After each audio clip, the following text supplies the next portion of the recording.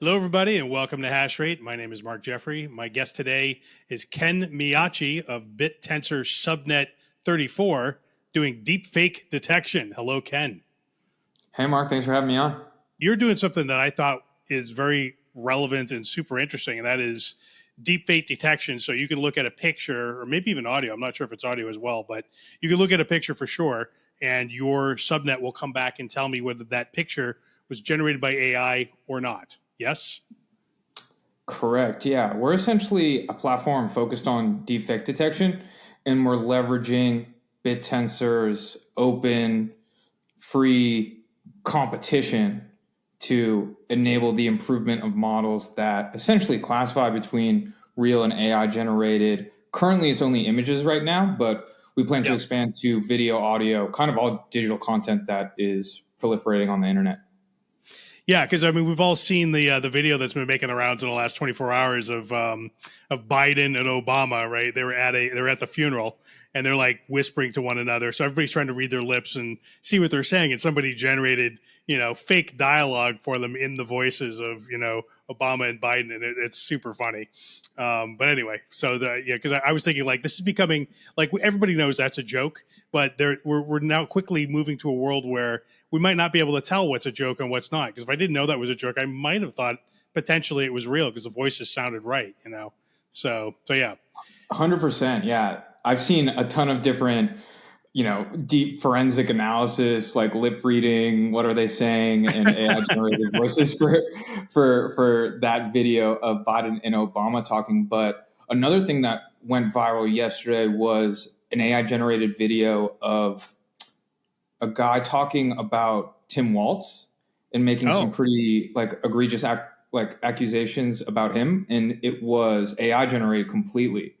And it was community noted, but you can think of how many people. I think it had over 3.5 million views when I tweeted about it, and you can just think of if it had that virality, how many people kind of viewed it before it was community noted, and it was very dangerous. So in America specifically, it's really interesting, right? Like you are, you kind of bypass laws of defamation if you do it in the name of humor. And I think some of those Biden, Obama, AI generated voiceovers are in that tone.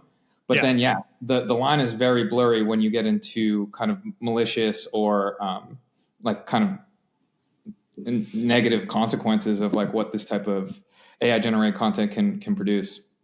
Yeah, it's so good now that you could produce a video that was completely fake and people would potentially believe it was real.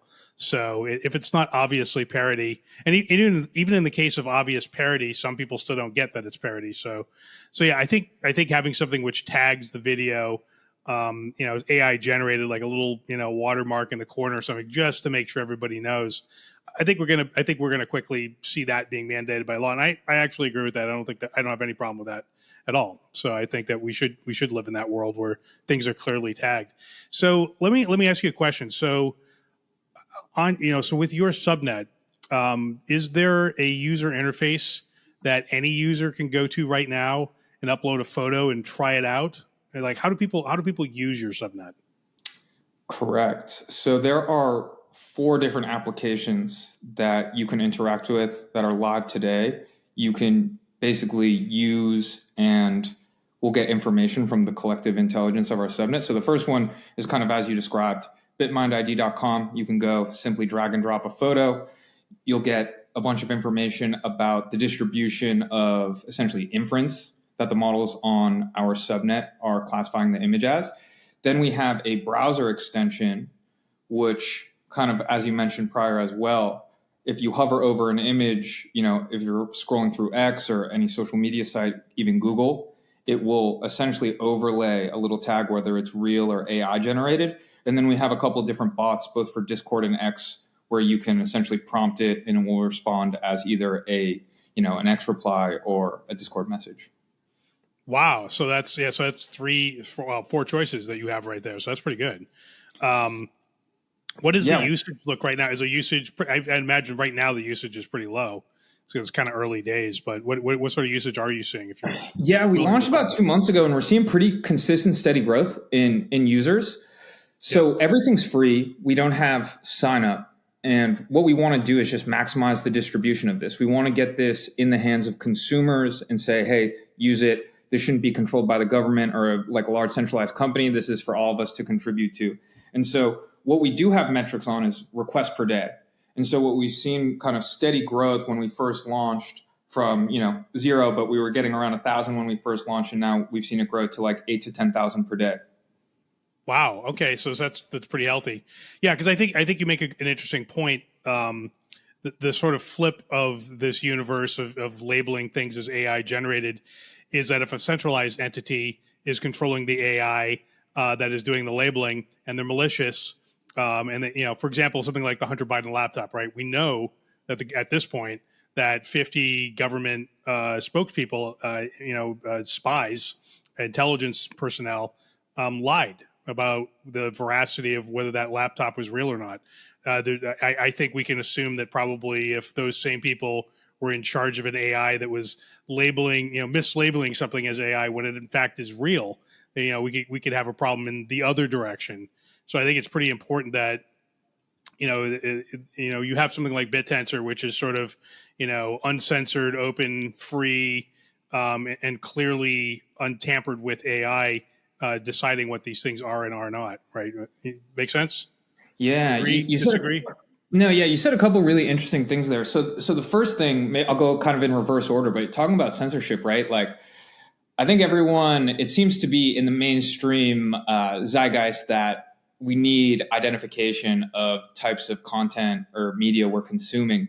But I do think that's a slippery slope if you're trusting the government to do this, leading down towards censorship. And it's kind of a lot of this discussion that Elon's having. It's like, no, you need free speech. If you try to censor, it really will lead to a non-optimal society. And then kind of on the centralized company aspect of it, when we were first looking into Bittensor and Subnet ideas, one of the aspects of deepfake detection that really stood out for us that we thought decentralization was needed.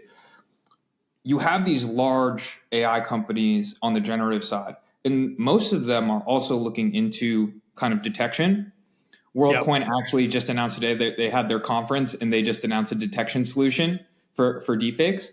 But there's a clear and obvious conflict of interest if you have OpenAI, Meta, Google, both generating the content and identifying classifying what is AI generated and what is real. And it really opens up, right, them to be persuaded and influenced in whatever way they need to be able to classify it one way or the other, which I think is really dangerous, as we've seen, like the example of the Hunter Biden laptop, but a variety of these political issues that really affect our society. And so decentralization felt like a really good fit for this problem of deepfake detection.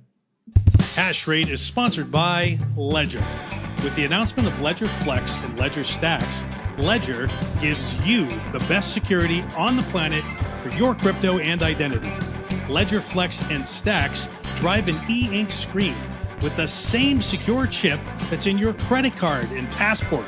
Except, instead of protecting the secrets of banks and governments, Ledger protects your secrets and your private keys. Ledger supports Bitcoin, Ethereum, Solana, and more than 200 other tokens. The secure touchscreen, plus the Ledger Live app, means that whether you're buying your very first Bitcoin or doing your 2000th swap, you can do it securely and easily with your Ledger. And as always, use my link, shop.ledger.com/hashrate in the show notes to get the very best price whenever you buy a Ledger Flex or Stacks. OpNet is the ultimate solution for deploying smart contracts directly onto the Bitcoin blockchain, leveraging its security and stability. As a meta protocol, OpNet allows you to run Ethereum-style smart contracts on any UTXO-based blockchain, including Bitcoin and fractal Bitcoin. With OpNet, there's no need to rewrite your existing smart contracts from scratch. Simply deploy them on OpNet, and you're live on Bitcoin or fractal with no modifications required. Start your journey on OpNet today by visiting opnet.org. Yeah, I was actually really curious why you decided to go the Bittensor route. You have an AI startup effectively. you could have gone and raised venture capital, which I assume you haven't, but maybe you have. Have you raised capital for this, or are you just bootstrapping it? We raised a very small pre-seed round, like right when we first started, basically even before the idea of even having the subnet. So let's see, like I was at Near and I was doing a lot of research on decentralized AI. You mean near the blockchain? Correct. Yes, okay. So like I was at Near. Previous to that, I was at Amazon, kind of more in the traditional AI space, just working on recommendation systems, but always, had been in the blockchain space prior to that and always really interested. And I learned about Bittensor, was really excited about its potential, felt like it was really nascent, but had a really strong foundation of things that are very difficult to achieve and kind of the issues with it, could be solved. And we started mining, and when a subnet became more feasible due to some of our success mining, we were doing analysis of kind of what would make a good subnet. And deepfake detection kind of came up. We had a couple different ideas, but one, it fit Bittensor really well because it's very easy to score. It's not like one of these non-deterministic AI outputs, right? It's binary classification. It's either AI one or generated zero. or one or zero. It's binary classification. So it's super straightforward. It's explainable, which makes it easier for consumers to understand. And, we could score it, and it could, we could build an incentive mechanism for it very seamlessly. And then it had, right, that previous example that I mentioned was like, deep impact and some utility on chain about like open and transparency as well. But I think the biggest one was the reason that we chose to build it on Bittensor as well, instead of like developing our own solutions in-house.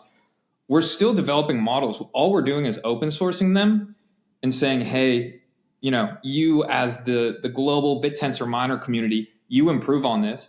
And since we've launched, 2.5 months ago, that kind of algorithmic distribution of value that Bittensor has created has really worked for us so far. We started with a 74% accuracy rate on our models, and that's improved. Today we're it kind of ranges from 95 to 96. So we've seen over a 20% improvement in a very short period of time.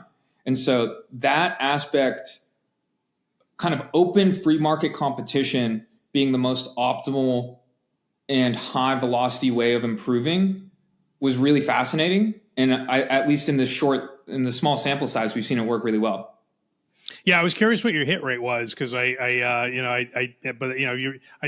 probably can't get any higher than that, would be my guess. I might be wrong. Maybe you can get to 99%. You can't go above 100. You can go above 100%. Yeah. But so basically, another reason why this problem is really hard. So no one's cracked it. Like, I think OpenAI had a paper maybe earlier this year about deepfake detection. So they were able to detect just DALL-E generated images, a single diffuser model with like 99.9% accuracy, like almost 100% accuracy. But once you introduced other, diffuser models, that accuracy drops significantly. So you have a lot of entropy to this problem. You have all these different models. You have different types of images. Are you just focused on humans? Are you focused on landscapes, digital art, etc.? And so we have a lot of levers to continue to increase the difficulty of this problem. And that's essentially our job as a subnet owner, continually optimize this game or this competition that these miners are playing. And so we've announced it, but we're giving everyone some time, but we're going to integrate a new open source model, Flux, which, went viral a couple of months ago for very realistic images. But our levers of making it harder are essentially introducing new diffuser models and then also expanding to multimodality. So we feel like there's if anyone gets to 99%, we have these levers to continue to increase the difficulty of the problem. And we feel like it's a very akin to cybersecurity, right? Billions, if not trillions of dollars have been invested in generative AI. New models are going to come out. We feel like this will be a continuous cat and mouse game of new arms race. Model. It's an arms race. Yeah, exactly. So I'm not worried about someone achieving 100%, at least at this point. I assume that's going to continue to get harder.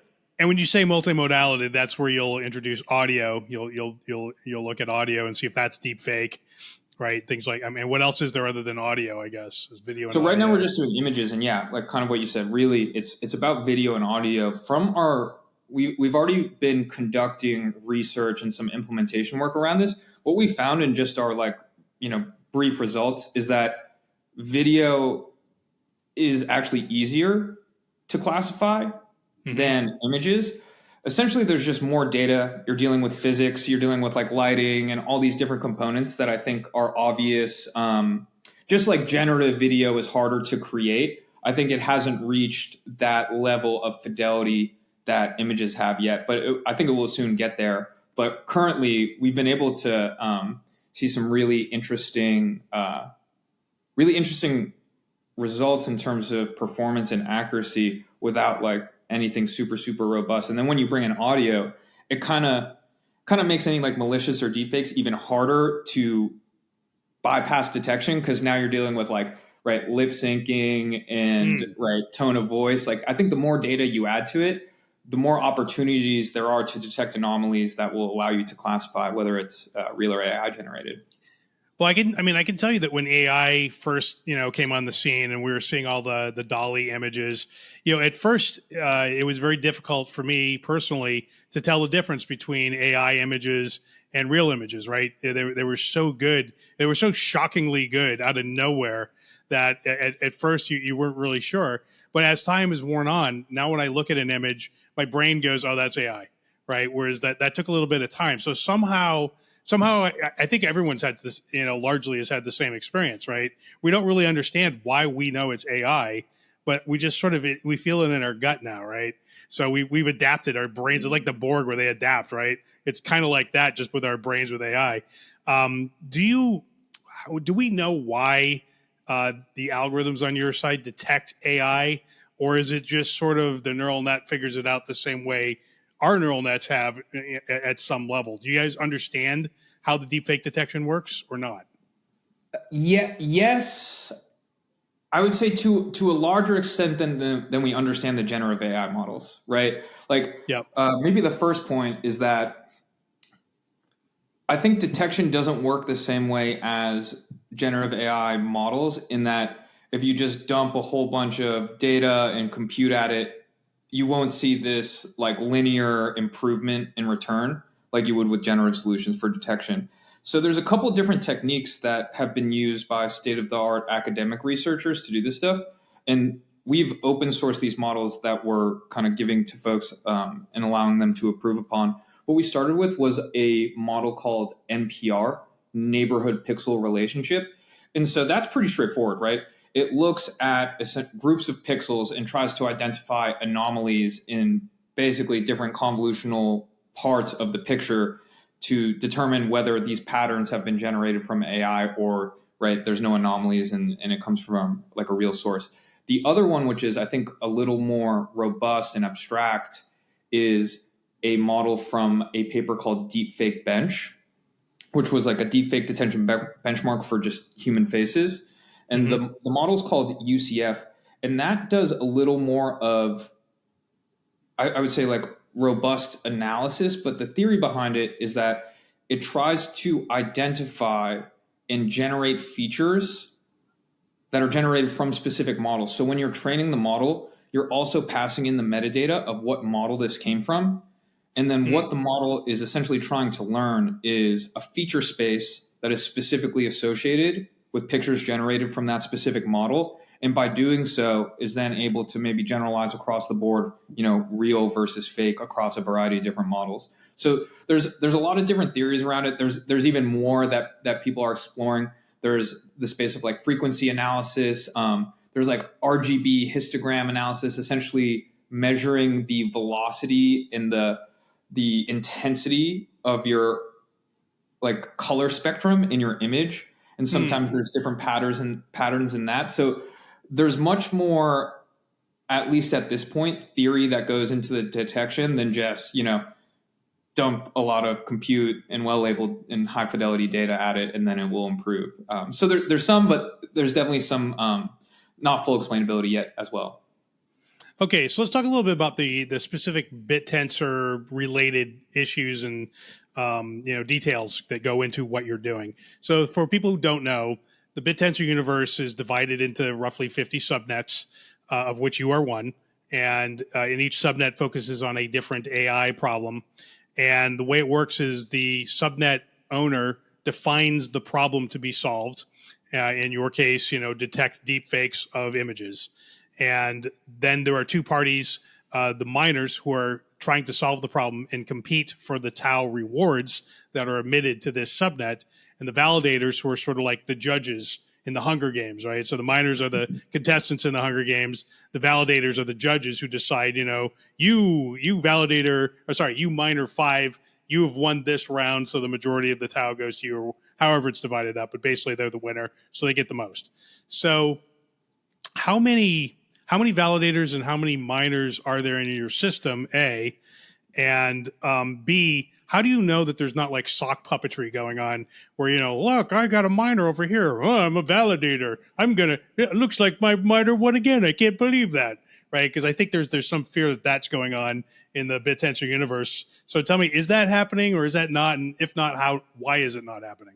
Yeah. No, let's dive into the BitTensor nitty gritty details here. So maybe first off, one of your biggest, right, your design as a subnet owner, you're designing the competition, you're designing the incentive mechanism in the game that the validators and the miners are participating in to generate this intelligence. So as part of that game design, one of your key and probably the most critical role is to mitigate gaming. So people can't do this sock puppetry BS to try to game and receive exponential rewards that they're not actually contributing any intelligence to the network. So we've done a ton of work that goes into that. So there's kind of some basic primitives that are built into BitTensor for you to tell the difference. First, as a subnet owner, you are providing essentially the code because you're designing the incentive mechanism. You're providing the code of what is going to rank and score these models or, for whatever miner to the validators themselves. So you're designing that ranking system. And then, so you can kind of tell, hey, out of the participants and the nodes in your network, who's running the validation code and who's running the miner code. So you're able to differentiate between miners and validators. So there's 256 slots. We have about 25 to 30 validators running at any given time. And then the rest, it's always full. The rest are filled with different miners competing to generate the best deepfake detection model. And how many miners are there roughly? I think we've gotten over there's a lot of churn because basically it's there's 256 slots, but a new registration, essentially the worst miner, the worst performing entity on the network gets kicked out. We've seen over 3,000 registrations since we joined. But yeah, I don't know, at any given time, as I said, there's 220-ish, 230 miners actively running. But yeah, we set our initial registration cost at 0.001. And it's an algorithmic, essentially, cost. 0.001 what? TAO? TAO, correct. Yeah, okay. So you have to pay that. That's your entry fee into the Hunger Games, effectively. It was, but the more demand there is to register on your subnet, the higher it goes up. And so now we're at 1.5. And so it's a good registration cost can often be a good indicator of the activity. So 1.5 TAO right now, just for people that don't know, that's about $1,000 at today's prices. So yeah, exactly. And so there's things as a subnet owner because it's so important to reduce that gaming that you can do. So a couple of the things that we've done is basically ensure that miners can't essentially priorly distinguish, a real image, a fake image, or even organic image coming in from our applications prior to receiving it. There's no way to identify or predetermine where an image is coming from beforehand. And then there's also this concept that we do of with image detection, the most obvious attack vector that we have is creating an embedding database and trying to do just a lookup instead of, creating a model that does this classification. And so we have a variety of data augmentation techniques that essentially do small things to the image, crop, flip, color jitter, et cetera, that changes the image where an embedding lookup, essentially doesn't work. You would need to spend tons of dollars to have every combination of data augmentation to do this, where we've calculated it's hundreds of millions of dollars a year. That doesn't make sense. That So really let me just repeat back what I think you said, because it might not be clear. It's somewhat clear to me. It might not be clear to other people. So I think what you're saying is that there is a possibility that someone could cheat by setting up a validator which looks for an image that they know is coming because they submitted it into the network, and they already know whether it's a deep fake or not, just based on the image. It doesn't, that's, you just look at the image, you're like, oh, that's the one I sent in. So you guys changed the image so that pattern match won't work. So you mix it up a little bit. So if they try to do that, that doesn't happen, correct? Yeah. So that's one aspect of minor validator communication, but it's also all of our data is open source. We've provided, a lot of these open source data sets to the community to train, but it's also hey, because it's also in the name of transparency, right? So if you are able to embed these, massive data sets, right, you're not improving the model performance. You're just, show that you can create a sophisticated vector or embedding database. And so the data augmentation is there for that. And then the last thing, maybe, and the most fundamental thing is there's essentially this concept of, it's in all blockchains, but there's the concept of consensus that's built on Bittensor. So if you're a validator and you have a couple miners and you're just saying, hey, I want them to win, you will be out of consensus with you will have a different ranking and score of those miners with the rest of the validator network that's, validating our subnet. And therefore you would get slashed, you wouldn't get as many rewards, and it would just raise a lot of red flags of hey, this. Yeah, this guy is out of whack from all of rest from what the rest of us are seeing. So something's up there. Yeah, exactly. Okay. So I think that's what's really interesting about Bittensor. It's the consensus is in the agreement upon ranking of model performance, in our case, throughout our subnet. And those types of essentially design principles is what prevent kind of malicious behavior and gaming of the system overall. Okay.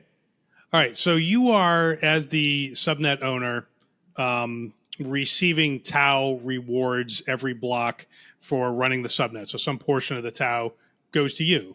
I don't know what that is, but I'm sure we can go. We could probably go look it up and see. So you get some portion, and that's funding your operations effectively, right? So you might have had to raise more venture capital money, but you don't have to now potentially because you're making enough TAO to just keep bootstrapping the thing. It's like being a Bitcoin miner. You don't have to raise. You probably have to raise some money to get the initial machines up and running, but after that, once you got Bitcoin flowing in from your Bitcoin mining, theoretically, if the prices are high enough, you can just sell your Bitcoin and buy more miners and keep expanding your operation. So you're sort of in that world for AI. So you're sort of in a little sliver. You are funded. Now at a certain point, because it's free, there's going to be a tipping point where there's a huge demand for what you're doing. People using your services, and that's going to cost money, right? So I guess who's paying for this? I guess the miners are actually the ones paying for it. So at a certain point, the amount of TAO that they're earning for their mining, if their machines are just getting hit enough with requests for deepfake detection, it's going to exceed the amount of TAO that they're receiving. So if you succeed, the economics may no longer work, right? So have you guys thought about that? What are you must be planning for the future, right? So what do you think about that scenario? No, a ton. We think about it a lot. And I saw your podcast with JJ talking about it. Really interesting point you brought up about hey, this might make sense for companies to bootstrap on Bittensor, but I think your question to him was there does seem to be theoretically this point of growth where you hit where it might not be as advantageous for you. And so there's a couple things there. I do think that fundamentally what Bittensor, the fundamental innovation that it cracked was algorithmic economic distribution. like that like piece is so fascinating to me because I've worked in other ecosystems where the primary financial way to bootstrap companies building on your protocol is grants. And that is the government funding model. Right. That's never Right. good. That never works Yeah. well. Yeah. That's You communism. give money before anything's produced. What you end Yeah. up getting is you get the best pitch decks, you get the best proposals, and then there's no incentive to actually build. And what, running a subnet, building a company on Bittensor does is you're in a continuous competitive landscape with all these other subnets. And if you're a miner with all these other miners, and you get essentially real time, I would say like micro rewards at every, tempo, block, et cetera. Right. And Yeah. that produces really, I think, fit companies that are much more efficient and optimal than, right, this grant type of system. But in terms of like long term, right, how do you like what happens like when you get super high demand? So Yeah. there's a Let's couple. just say this thing succeeds wildly, right? That's what we all want, right? We want the world to suddenly start using all these subnets. And I've just seen this world coming where it's like, oh my God, our success creates our implosion, right? And across the board. And I want Bittensor to avoid that fate, but I don't understand how it does. So that's kind of why I'm asking the question. So what I would say is just like Bitcoin, right? If your OpEx costs of running these miners don't exceed what you're gaining from Bitcoin mining, then it just doesn't make sense anymore. So like fundamentally, I agree with you. It's like if the economics stop working, then there is an issue that needs to be fixed, right? That's like fundamentally, but I do think that this model is working for a lot of companies right now, and I think it's theoretical, and right, there's a lot of perception that's right attributes to market value, but will the aggregate output of all the subnets intelligence end up driving, right, being essentially the factor of the price of TAO? What I would say is that what I think is like long term, how we view it, and a lot of validators use this in the criteria of how they're distributing their emissions throughout the network is, can you build a sustainable business model outside of Bittensor based on the commodity that your subnet is producing? And so for our case, we have OpEx costs. It's not just people. We have OpEx costs because something that, right, my previous experience is at Amazon. We have a couple other guys from AWS and kind of enterprise software overall, NASA, NVIDIA. Yeah. We've put in a lot of work to harden our infrastructure to scale it to the point even just where we're at now, serving 4 different live applications. And we have goals of expanding to 100 million monthly active users. And so a lot of like engineering goes into essentially creating, load balancing, queues, load distribution to the different validators to be able to harden and create scalable consumer applications around a Bittensor subnet. And so we have OpEx costs. The chasm will happen, and I think this will really be the moment where, Bittensor reaches escape velocity is when a subnet is generating, a successful subnet is generating more external revenue from the commodity that they're producing than their Bittensor emissions. That is the key. That is like where like, hey, I think, right, you can argue all the time. There's some pushback on Bittensor. It's like, why do you need? It was your line of questioning, actually. Well, so this right. So that now you bring up something very interesting, which is you just said, if I heard you correctly, that you are thinking about charging for the product that your subnet is creating. Now, I thought this was like the free hippie Linux land of AI, where everything's free. And yet you're talking about charging, which I think you should. I actually think that that's the right answer. But are you allowed to do that? And under what circumstances are you allowed to do it or not do it?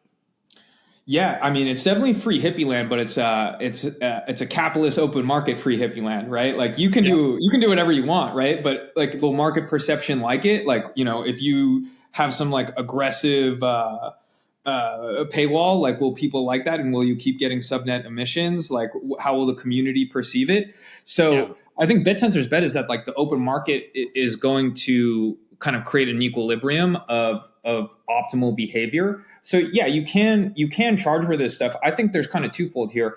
Wait, go back to that for a second. Sorry, so Bittensor will let you, the subnet owner, charge for the AI commodity that you're producing. Is that true or not? Yes, yeah, right. Like we have these applications because it's not on the on-chain layer, right? We have these applications. If you create like a third-party app on top of it, yeah, you can create like a paywall around it. It'd be like I'm trying to think of none of these open source databases that have been enterprise. Like it's not a great example, but like imagine if someone created like I don't know, right? Okay, Linux OS X, right? Imagine if you could just pay like $100 a month for OS X. Like it'd be something like that. Like Linux can't control them charging for that. It's external, but if you charge for it externally, right, then it does create like this interesting business model, right? Because all of the traffic from your external applications are flowing through the validators who have OpEx costs to run all that stuff. And so a business model would most likely have to be some sort of revenue share model, right? And a lot of people are thinking about that, right? Revenue share with the validators. So you, the subnet operator, would revenue share with your validators. Okay. Yeah, exactly. I agree with you. That makes total sense because they're the ones putting the machines into the mix that they're paying money for that bandwidth of machines, that GPU. So yeah, and yeah, like what we've developed with our kind of server layer on top of Bittensor, and then what we've done with our validator code that our validators are running, we're really hoping to harden that as we scale, but then expand it to other subnets. And we're working with validators. We're continually to improve that server layer where we think we can really expand this and create kind of sustainable solutions around this for not only scalable applications, but like a mutually beneficial way to monetize this. And you can monetize it, but I do want to emphasize that I do want to always have an open source, free, public good component to what we're building. I think that's critical for this issue. Everyone should be able to access it. The idea is like, premium features maybe, or enterprise use cases. Like, you want like a million you want like a million evaluations a month. Now you got to talk to us. But if you want to like dick around with like, 100, a week or whatever, fine, have at it for free. It's like that basically, right? Exactly. Yeah. Okay. I think who knows what the business model will be, right? Like, right. Google, who at the beginning of search, who knew that ads was going to be the killer monetization business model ever in the world, right? Like that is true. Google had no idea. Oh, I actually know the story behind that because I was there, Gandalf, 3,000 years ago. So yeah, because putting ads in search, that was verboten. Like that was like some people suggested it, and the room just erupted. Like you can't do that, blah blah blah. And then along came a little startup. I forget what the name of it was, but it was here in LA, and it wasn't Google. And the little startup, the little search engine here in LA, started putting ads in search. And everyone just sniffed their nose up at it, but it worked really well. And then Google acquired that company, and that became AdWords. So yeah, but yeah, there was a moment in time where that was just nobody saw that coming. Yeah, I mean, it's definitely not. Even theoretically, like I wasn't aware of the history of AdWords, but it doesn't seem like the most obvious business model when you're thinking of search. Like it doesn't, I don't think it's like super, super apparent. And so we work with, a former Google executive, and he was the founder of Capital G, which is Google's growth equity fund. And he was talking about kind of the decision of Google to focus on consumer, even though the business model was a little bit fuzzy, or go after enterprise. And we've talked about that, like maybe trying to offer enterprise use cases for like KYC AML or, digital art projects that are inundated with AI generated art. And the thought there is like, okay, if we go after these enterprise use cases right now, we'd have to probably become experts in a specific niche problem. Mm-hmm. And instead, if we just go after the general consumer, expand users, just get as much users as we can, that's the better way to kick off the flywheel, collect more data, improve our models, where right now Google has any enterprise deal they want. And I think we're hoping for the same trajectory. Well, I mean, I think the dream scenario for you is Elon calls you up and says, "Hey, I just want to tag tweets that contain AI generated images or videos or audio. You know, can you do that for me? And I'll pay you at scale. You know, billions. Billions of evaluations a month or whatever it is. You know, let's cut a deal. I mean, I would think that would be the dream. That's the dream scenario, right? Yeah, yeah. I mean, I think it's really because like right then it gets into like how valuable is all that data if he does do that. Like I think right now out of our 4 applications, Yeah. 75% are from our browser extension, and I assume a lot of it comes from X scrolling. Oh, Like interesting. So, you want to put it on the other side. So the viewer has the evaluator on their end, that's how it not, is right now. A direct integration yeah, into the platform would be extremely powerful, right? They have yeah, those big companies have the data moats, right? yeah. That's where they have the advantage. And so if you can get access to that to use to train and help improve your models, that's obviously a huge advantage. So yeah, if Elon calls, I'll definitely pick up the phone. Yeah, I would take that call too. And so, who else in sort of the centralized space is attacking this problem, and how do you view competing with them realistically? Yeah, so there's a couple players. Maybe to start off, the almost like Meta's doing something, Google has a product, OpenAI has a product, right? There was a lot of talk about WorldCoin today. So the big centralized AI companies are working on this, right? Yeah, I would think so, right? Although one interesting thing, sorry, let me just add some more color for a second because I forgot to say this earlier. So A16Z just came out with their state of crypto annual report, and I read it last night. And one of the interesting sections was crypto can solve AI's biggest problems, and they had 4 of them. One of them, the first one, was deepfake detection. It was right up front, and they felt that that blockchain was basically the solution to solving this, which would seem to suggest Bittensor and you specifically. So I thought that was pretty interesting. The night before I was going to interview, I was like, oh my god, A16Z views this specific category and blockchain as the golden case. So given all of what I just said, give me your reaction to that. Yeah. Yeah, I think all the A16Z stuff is super interesting. So like the big players are working on it, but the issue is like right, they have like a lot of this different. They have more constraints about like what they can scrape and stuff like that because they're direct competitors. And Mm-hmm. Instagram actually rolled out a deepfake detection solution, basically just flagging AI generated images. But it got so much pushback because they were flagging real images as Oh AI wow. or real content. And I think it was just they got inundated, right? Because they have such a massive user base. It was like, this is such a headache. We don't want to touch this. And so the first thing is like, I think with big tech, it makes sense to offload to a third party, similar to community nodes.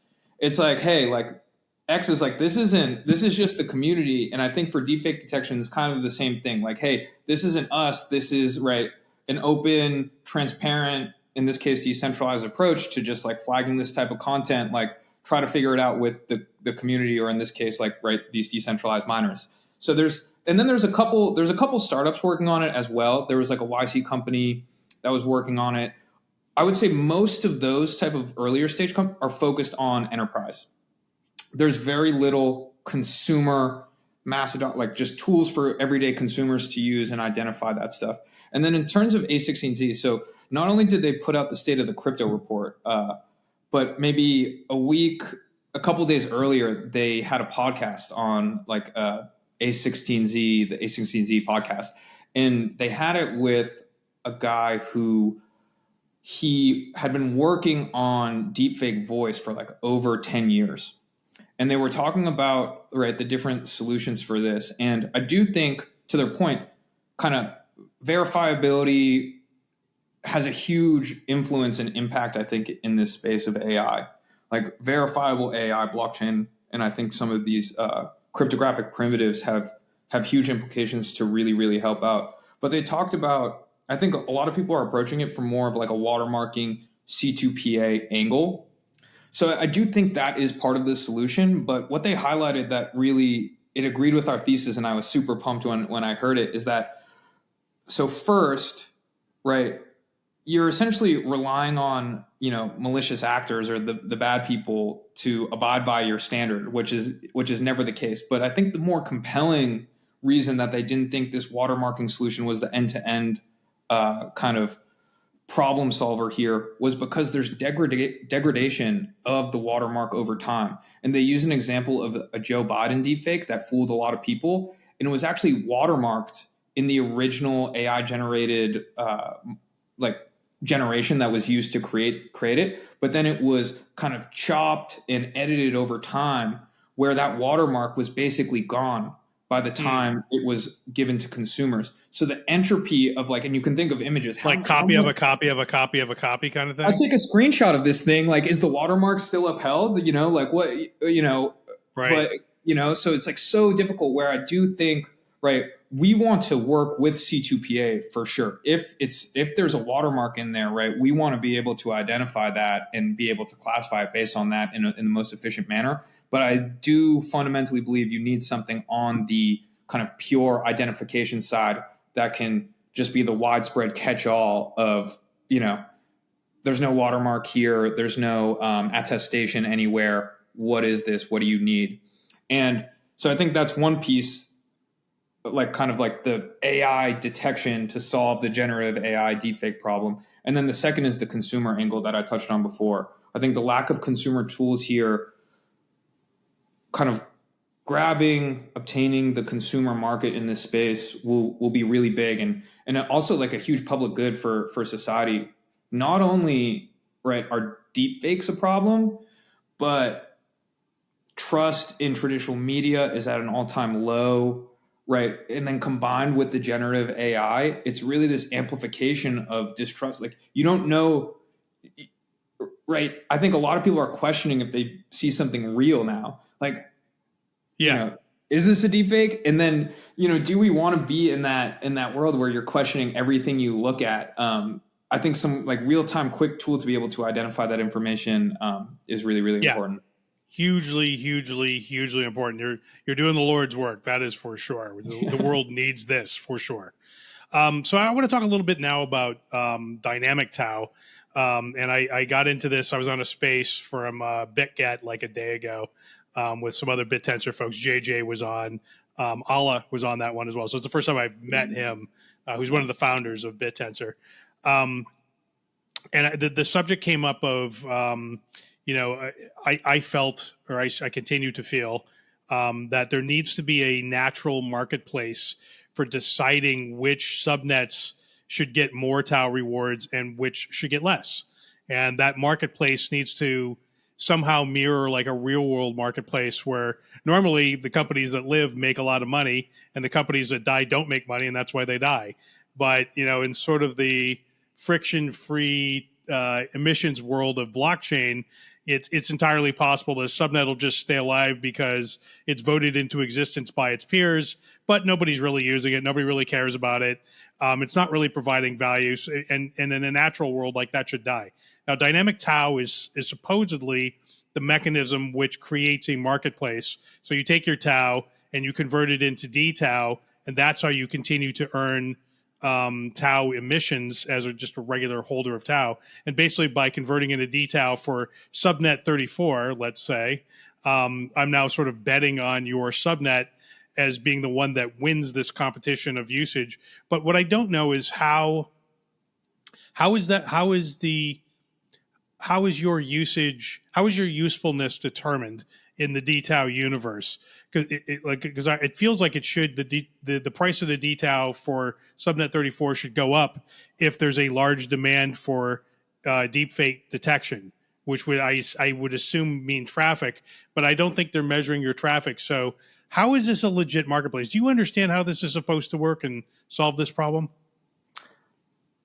I feel like I have a good I've been following it very closely, right? It's very much important to our business, very important to BitMind. So definitely follow it as much as I can. And it's a really interesting proposal and initiative that they're going. And I do think it will be an improvement. Do they So understand it, or is it still sort of under design and nobody understands it yet? It's just sort of a vague notion. I can't really get a lock on that from the other there, people. Even so yeah, there's still, I would say there's still some design decisions being actively debated, yeah, right? But I would say the fundamental structure and design is there, but there's a lot of nuances to it that are being discussed. The one on novelty search last week was, do we have root network staking or not, right?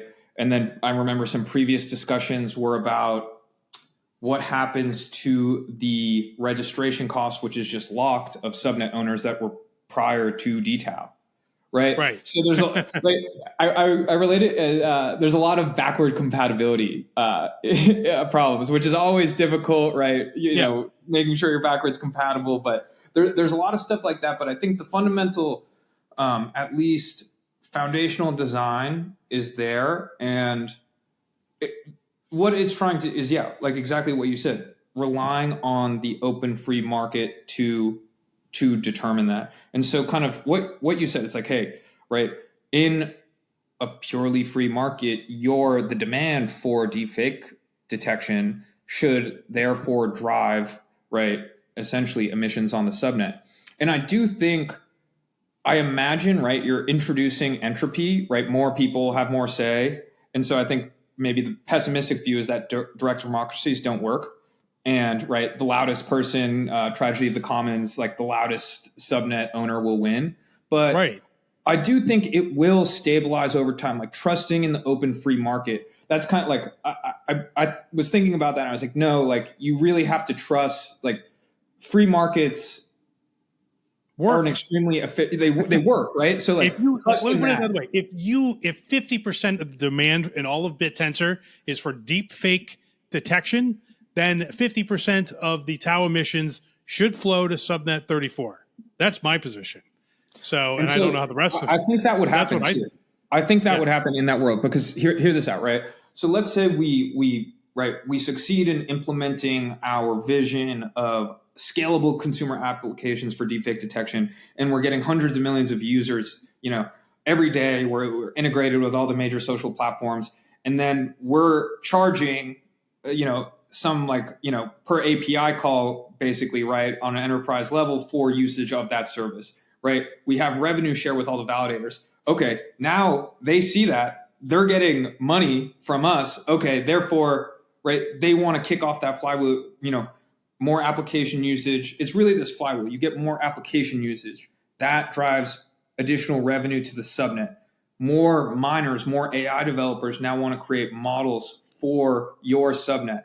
It drives them to, right, our developer platform, where now they have all this additional data because that's been submitted. It creates better models and the flywheel keeps going. So I do think that my hypothesis is that it will be a little chaotic at the beginning, because you're introducing crypto dynamic markets into the equation, which is extremely volatile. There's a lot of kind of chaotic, volatile behavior there, but over time it will balance itself out. But I think the main thing is that it makes the validators kind of stakeholder role in the ecosystem much different, where they not only now need to run infrastructure to verify, score, and rank the miners on the subnets, but they're also incentivized to operate as a hedge fund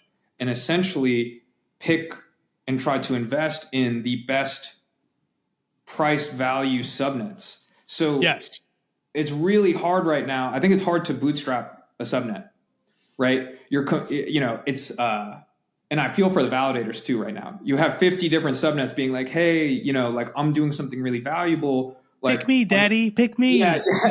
You're like, it's an interesting relationship. And then, in this dTao world now, it becomes, hey, actually the most attractive investable opportunities are new subnets, right? Fresh start, low dTao. Low dTao price. Right. It's like a token for that subnet. So yeah. Exactly. So like get in early. Yeah. Yeah. Like now they're going to be forced to do research, manage, and I believe another great aspect about the free markets, right? Because right now validators, depending on how they distribute their root weight, their emissions don't change that much. It could change, but it's not going to move the needle. And then in the dTao case, where they choose to allocate, what subnets they choose to allocate significantly affects their return, which therefore will make them do much more diligent research on evaluating and determining what is providing utility to the Bittensor ecosystem and to the world. So I think excited to see it roll out. Yeah, so with validators, it doesn't, like right now, it doesn't matter what subnets you choose to validate. Everybody, it's pure equity. So everybody gets the same, right? So yes. There's some nuances to that, right? Because then if they allocate weight to you and they also validate your subnet, they're getting some of the validation reward that's emitted to your subnet. So there is some aspect of that, but there's not like it doesn't change very drastically. It's like a marginal difference. Okay, so there is some change, but it's not very much. Whereas with dTao, you got to choose. You got to place bets. You're forced to place bets. So I like that. That actually that strikes me as a very good idea. And you wax or wane depending on whether you bet correctly or not, just like an angel investor or just like a VC or just like a hedge fund manager, like you say. So I think that aspect of it is quite good. But right now, the way I understand dTao as it's implemented is that it's effectively a meme coin for the subnet, right? So theoretically, it goes up in value the more people use that subnet, but it might not, right? It's not really tied to usage or revenue or a normal market force determining thing. And I don't know, maybe that's okay. I'm not, there's the other side of the argument is that like, the price of Tesla, the Tesla stock is just a meme for Tesla, a meme coin for Tesla, the company. If Tesla, the company, brings in more revenue, this price doesn't automatically go up because there's more revenue. It probably goes up because people feel better about the company. So there may be sort of a similar relationship to dTao for a subnet and revenue, in the same way that the stock market works. I don't know. It just feels to me like it should be tied to an actual market force more closely. And I'm getting some kickback from that on like Sam Kasabi, who was on the, there's a lot of people looking at me, squinting at me going, I don't know, dude. So I don't know. Maybe I'm off base here, but that's what I think so far. I think I would agree with Sammy here. I think if you tie it to a specific metric, that's probably too rigid of a structure. Yeah. Right. All of these subnets are different. You can't compare apples to oranges. And I think it was why the subnet design was first implemented, fuzzy Yuma consensus. You can't compare models on our subnet doing deepfake detection to LLM output on subnet 1. It's just impossible. It's an apples to oranges comparison. Right. How do you compare and so that's why it's separated into subnets. So I think I guess I've never really played around in the meme coin space, but I do think what you like, not having it tied directly to specific metrics. Although I do think like it would be fascinating if someone could crack that code algorithmically distributing weight emissions. Sammy actually tweeted today. It was like truth terminal. Can you determine Bittensor? Truth but really, really, really, really hard. I do think it will become much more of I just want to say open market dynamic, right? You as a subnet owner now, right? It's in your best interest to do some sort of, I don't want to say you're not required to do quarterly reporting, but provide information to the market about why they should be allocating to your subnet. What's your usage? What's your revenue? What's your growth trajectory? What are your projections, et cetera? And I think that will start forming. And yes, it's still a perception of value, but the more you're able to prove that perception of value and provide more data to the market, I think the better and more transparent, and it ideally create more fit companies, right? There's like this IPO freeze right now, but I think there's a lot of talk about how it's like made companies unfit. And like, I think that I'm really interested to see how that plays out. But I think I'm excited. Yeah. Like you'll have to be very good communicators with the market about what you're doing and why your subnet's valuable. You'll have to act like a public company effectively. So to market your subnet, you're basically continually putting out reports and things like that. Well, So, yeah. or right, who knows? Maybe what is the Silicon Valley TV show when he's like, "Oh, we're trying to make revenue," and the guy's like, "What? Yeah. Like, no revenue." Like maybe you just Revenue. stay in the dark and you have some spooky marketing material that's like coming soon, and that moves the market. You So build a mystique. Yeah. yeah, That's yeah. it's certainly one way to do it. Ways. Yeah, But it's certainly I hope it becomes public. Like there's like a lot of open and transparent information that comes out for validators and retail investors, TAO holders to evaluate and make decisions. Okay. All right. Well, listen, Ken, we're up on the hour mark here. So before we go, where can people try out your product and find you on X? Yeah. So first X handle is Ken John Miyachi. Our BitMind X handle is BitMind AI. You can go to bitmindid.com to look on our web interfaces, and then you can go to the Google Chrome store and download BitMind Agentsmith browser extension, which real images overlays a green check mark, fake images overlays Agentsmith from the Matrix and says it's an AI generated image. And then reach out on if you go to our Twitter page, you'll be able to find all our social handles for Discord, Telegram, our website, etc. But definitely looking for feedback. And then maybe the last thing that we didn't even touch on, we have this developer platform for miners. And so like we think it's the most seamless, basically developer experience to mine on any Bittensor subnet. And we're looking for feedback, and we'll give compute if you want to test it out and try to create the best deepfake detection model. Super cool. All right. Well, my name is Mark Jeffrey. This has been Hash Rate. We'll see you all next time.